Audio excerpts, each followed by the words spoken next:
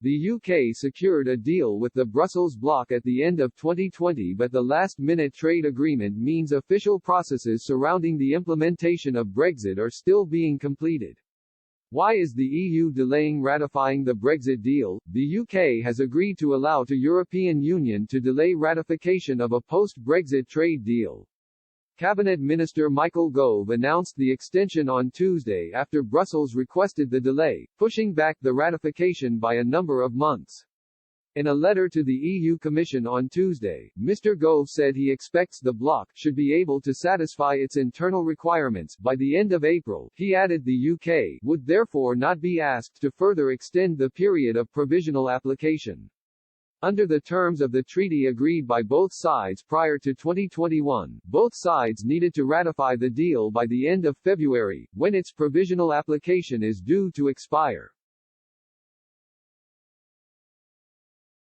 But the EU Commission said on February 10 that it would seek a technical two-month extension.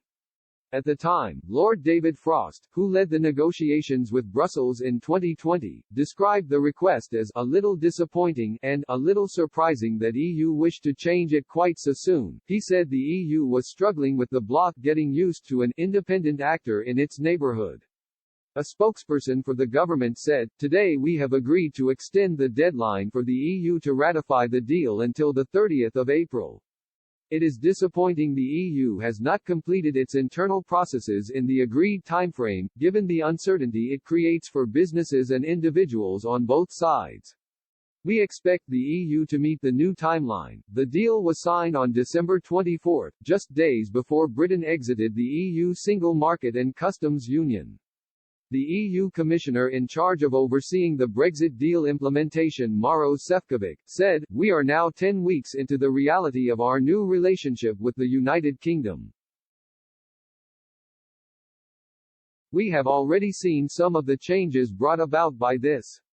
I think it is clear to everyone now that our partnership with the UK does not replicate or resemble its former membership of the European Union. The process is currently held up because the European Council and Commission are still translating the 1,246-page treaty into the EU's 24 official languages." The Commission said extension to April 30 was necessary, to allow the time needed for the completion of the legal linguistic revision of the agreement in all 24 languages for its scrutiny by the European Parliament and the Council. The Agreement on Trade, Security and Fisheries was signed on December 24. The deal has been applied provisionally since then to give the European Parliament until the end of February to scrutinize it.